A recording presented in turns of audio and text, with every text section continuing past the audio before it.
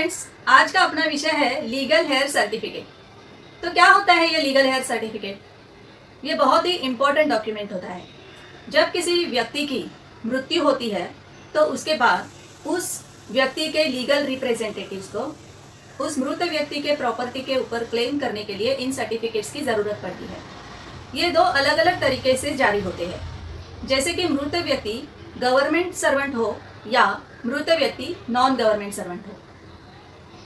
ये दोनों को अलग अलग तरीके से सर्टिफिकेट हासिल करने का जरिया होता है। पहले हम गवर्नमेंट एम्प्लॉय के बारे में जानेंगे। जो मृत व्यक्ति स्टेट गवर्नमेंट या सेंट्रल गवर्नमेंट का एम्प्लॉय था, उसके उत्तराधिकारियों को यानी कि उसके लीगल रिप्रेजेंटेटिव को लोकल जुरिस्डिक्शन के तहसीलदार ऑफिस में जाके फॉर्म लेना पड़ेगा। जी हाँ, legal heir certificate local jurisdiction के तहसीलदार ऑफिस से कलेक्टर या रेवेन्यू ऑफिसर जारी करते हैं। कई जगह पे पंचायत में से भी लीगल हेयर सर्टिफिकेट जारी करते हैं। लीगल हेयर सर्टिफिकेट के लिए कौन अप्लाई कर सकते हैं? तो उसके लिए मृत व्यक्ति के बेटा या बेटी अप्लाई कर सकते हैं, या मृत व्यक्ति के पति या पत्नी अप्लाई कर सकते हैं, या तो मृत व्यक्ति के माँ या पिता ये अप्लाई कर सकते हैं। लीगल हेयर सर्टिफिकेट की कहाँ पे ज़रूरत पड़ती है?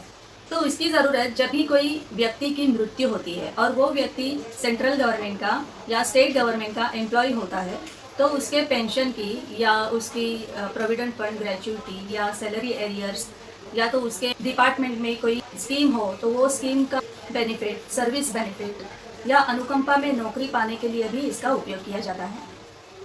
ये लीगल हेयर सर्टिफिकेट बनने के लिए कितना समय लगता है, यानी कि उसके लिए टाइम पीरियड कितना लगता है? तो इसके लिए आपको 1 महीने से 3 महीने तक का टाइम लग सकता है। लीगल हेयर सर्टिफिकेट बनाने के लिए कौन से डॉक्यूमेंट्स की ज़रूरत पड़ती है? तो इसके लिए आपको मृत व्यक्ति के डेथ सर्टिफिकेट की ज़रूरत लगेगी, और मृत व्यक्ति का जब भी मृत्यु हुई थी तभी वो कौन सी जगह में रहते थे उस जगह का उनका रेजिडेंशियल प्रूफ लगता है। और अगर मृत व्यक्ति ऑलरेडी पेंशनर थी तो उसकी पेंशन स्लिप लगेगी। एप्लीकेंट का अंडरटेकिंग लगेगा, उसका नोटराइज किया हुआ अफिडेविट लगता है, और एप्लीकेंट का आइडेंटिटी प्रूफ लगता है, यानी कि आधार कार्ड वगैरह। साथ में मृत व्यक्ति का सर्विस लेटर भी लगता है, वो उनके गवर्नमेंट ऑफिस से आपको मिल जाता है। इसका प्रोसीजर क्या होता है? तो इसका प्रोसीजर ऐसा होता है कि आपको लोकल तहसीलदार ऑफिस में यानी कि कलेक्टर ऑफिस में जाके आपको फॉर्म लेना पड़ता है, और उसमें पूछी गई सारी डिटेल्स आपको फिलअप करनी पड़ती है।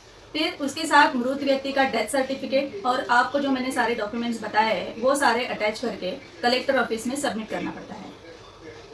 आपको इस बात का ध्यान रखना पड़ता है कि उस फॉर्म में लिखते समय आप मृत व्यक्ति के सारे लीगल हेयर्स के नाम, पता और उसके साथ ही उनका सिग्नेचर और उनके साथ मृत व्यक्ति का क्या रिलेशन था, ये सारी बातें लिखनी पड़ती है। आपका एप्लीकेशन सबमिट होने के बाद आपके एप्लीकेशन पे कलेक्टर ऑफिस से इंक्वायरी कंडक्ट होती है। फिर उसका इंक्वायरी रिपोर्ट होता है। फिर वो इंक्वायरी रिपोर्ट बनाकर उसको रेवेन्यू इंस्पेक्टर वेरिफिकेशन करता है। इंक्वायरी मतलब ऐसी होती है कि मृत व्यक्ति की मृत्यु कैसे हुई, कहाँ पे हुई, एटसेट्रा एटसेट्रा। आपका अगर ये इंक्वायरी रिपोर्ट सेटिस्फैक्ट्री हो तो आपको लीगल हेयर सर्टिफिकेट जारी होता है। इस तरह से गवर्नमेंट एम्प्लॉय के उत्तराधिकारियों को लीगल हेयर सर्टिफिकेट मिल जाता है। थैंक यू दोस्तों। जानकार रहो, सुरक्षित रहो।